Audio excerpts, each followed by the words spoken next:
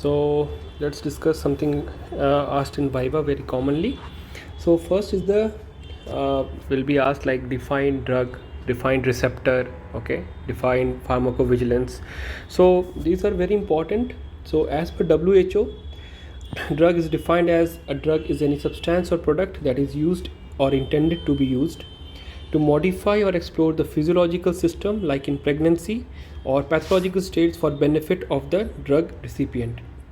Drug meaning came from the French word drogue, which means dry herb.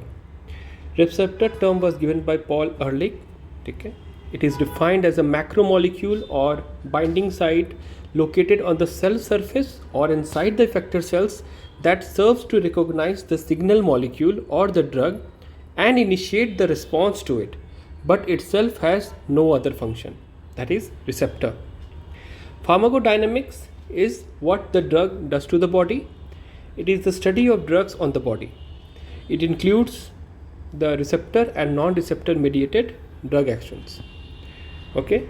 Pharmacokinetics is what the drug does to the what the body does to the drugs. That is the ADME.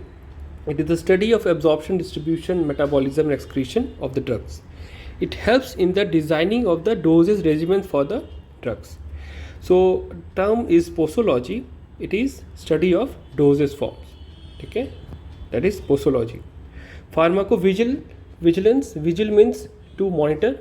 Okay, surveillance.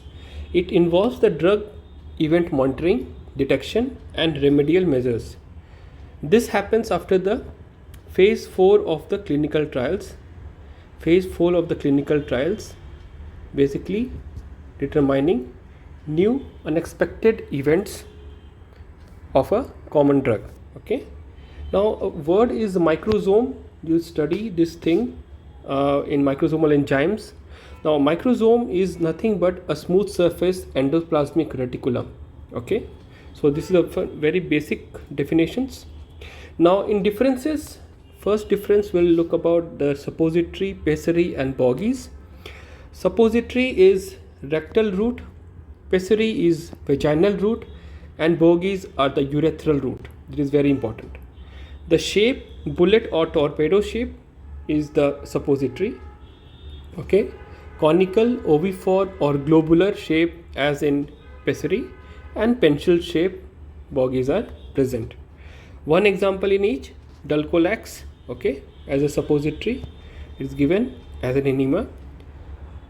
Candizole tea within, which has antifungal micoconazole and tindazole, given in as a pessary, and alprostadil is given in bogies. Okay. Now what is the difference between sedative and hypnotic?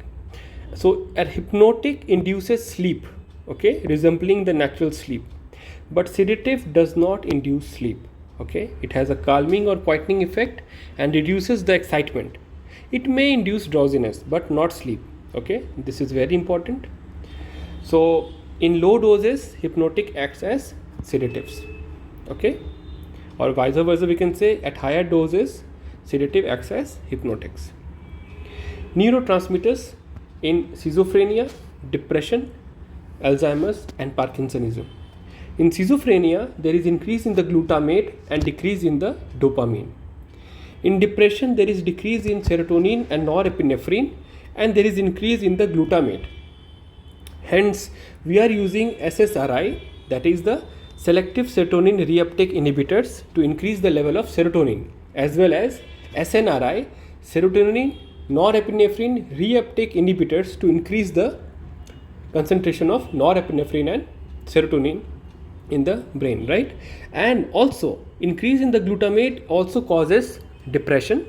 Now to new drug, NMDA antagonist, that is esketamine. Esketamine is used in depression as a nasal formulation, or also IV also, but nasal very commonly used. So this is used in depression. But in depression we are seeing right now, that is BDNF. There is a role of BDNF, brain derived neurotropic factor, in pathophysiology of depression. All right. In Alzheimer's, what happens? Acetylcholine is increased. So we give drugs which decrease the acetylcholine, right? In Parkinsonism, there is decrease in the dopamine and increase in acetylcholine. So, I'm sorry. There is in Alzheimer's there is decrease in acetylcholine. So we give drugs which resembles acetylcholine, cholinomimetic drugs. Okay. In Parkinsonism, it happens that there is decrease in the dopamine and increase in the acetylcholine. So we give drugs which increases the dopamine like levodopa, carbidopa, okay, and the drugs which decrease the acetylcholine concentration. Okay, so this is important. Now, difference between atropine and scopolamine. So atropine and scopolamine, which crosses the blood barrier. So scopolamine causes the blood barrier, atropine does not cross the blood-brain barrier. Okay, hence scopolamine is used in the motion sickness. It causes depression, drowsiness, sleep.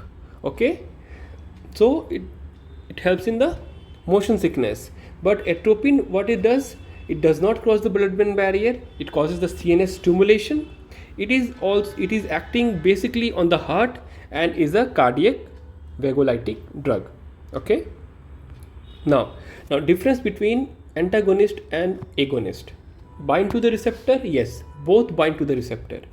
Affinity to the receptor, affinity means to love. So love for the receptor is there or not? Yes, it is present in agonist and antagonist both. But intrinsic activity, that is the action part. The action part is there or not? So in agonist there is an action part, but in antagonist there is no action part. Okay.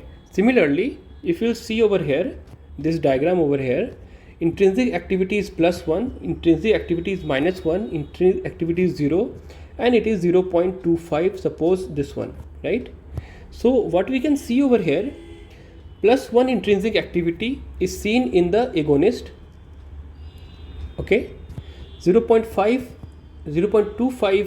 is seen is partial agonist. Okay, intrinsic activity. 0 intrinsic activity is seen in antagonist, and -1 intrinsic activity is seen in inverse agonist. Okay, so you have to know all the examples. Okay, fine. Let's move on. Now there is a question like, name one agonist of the mu receptor and antagonist of the mu receptor. So morphine is an agonist of the mu receptor and naloxone is the antagonist of morphine. It is an antagonist of mu receptor as well. Okay, difference between additive effect and synergistic effect. So 2 + 2 4 होता है additive effect में, 2 + 2 5 होता है और बढ़ जाता है. There is a synergism, right? बढ़ जाता है. Okay, so you just have to know the examples. Additive effect में आयुब्रोफेन और पैरासीटामोल का कॉम्बिनेशन जो होता है उसमें देखा जाता है. There is an additive effect. ठीक है, एफेड्रिन थियोफाइलिन उसी तरह से काम करता है. और this is the laughing gas, nitrous oxide and ether जो है, this are the additive effect. ठीक है, और सिनर्जिस्टिक इफेक्ट में क्या है, this combination sulfamethoxazole and trimethoprim जो कोट्राइमॉक्साजोल के रूप में आता है. It shows the synergistic effect. It improves the function of others. It's more than the actual like if they are given separately. Okay, levodopa and carbidopa peripheral decarboxylase inhibitor जो होता है वो levodopa का concentration को brain में बढ़ाता है. ठीक है, so it has a synergistic effect. Okay, now what is the difference between seizure, epilepsy and convulsion?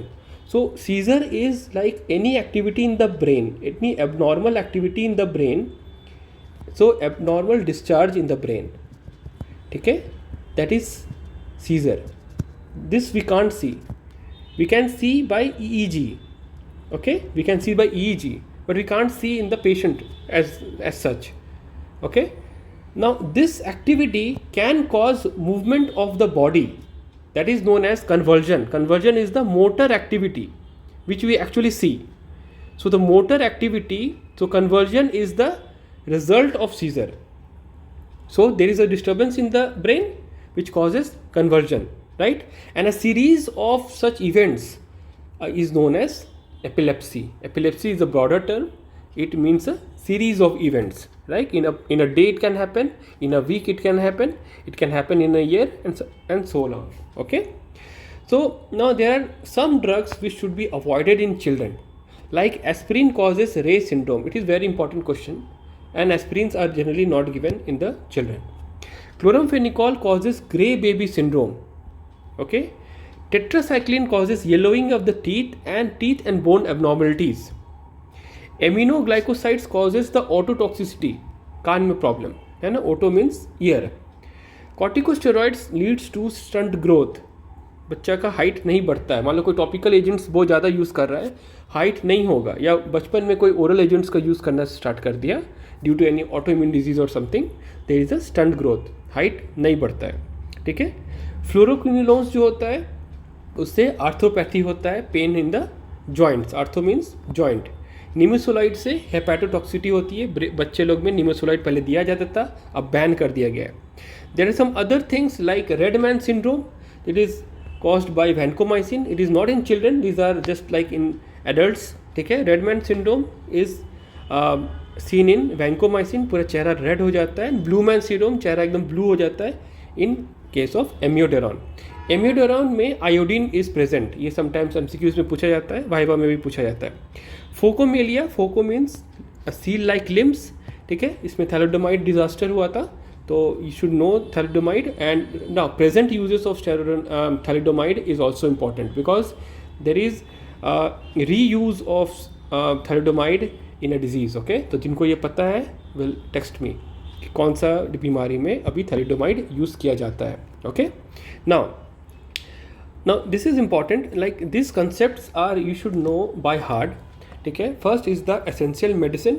ठीक है. these are the basic medicines which are very very essential for day to day life. Okay, and should be present. There are a list of essential medicine in each country depending on the kind of diseases present there. Okay, so essential medicine is very important concept, you should know. ठीक है. there is something called evidence based medicine, so we should practice based on the evidence. Okay, so world wide there is evidence based medicine. इस पर question आ सकता है तुम लोग को, बहुत इंपॉर्टेंट चीज़ है. Half life of a drug, एक कंसनट्रेशन ऑफ अ ड्रग जो हाफ हो जाता है in a particular amount of time. ठीक है. That is the half life of the drug. ठीक है. This is very important concept. Bioavailability means कोई भी दवाई जो हम लोग खाते हैं वो बायोलॉजिकली अवेलेबल ब्लड में कितना होता है, that is the bio availability of the drug. उसको और डिटेल में पढ़ना होता है. ठीक है. Volume is of distribution is actually the apparent volume of distribution. ठीक है, कि ब्लड में कितना है और फिर थर्ड स्पेस में कितना गया है ना.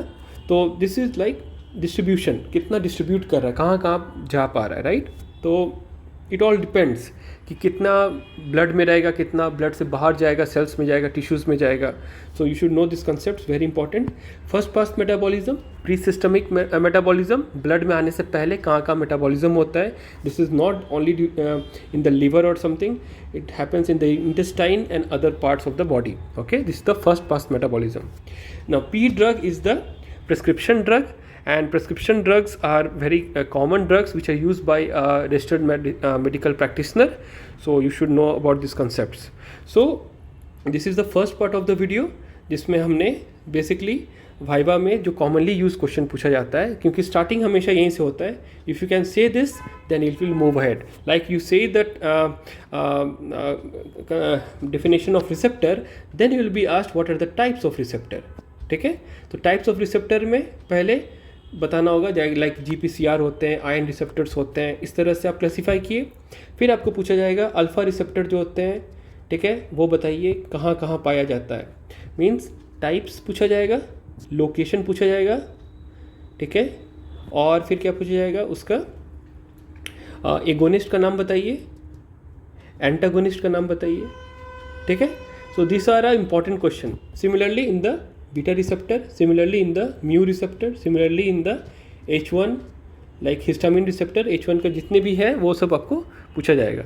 So you should be prepared overall in the types of receptor, कितने तरह के receptor होते हैं, receptor का types, the location, the agonist, one agonist at least and one antagonist, या two agonist, two antagonist.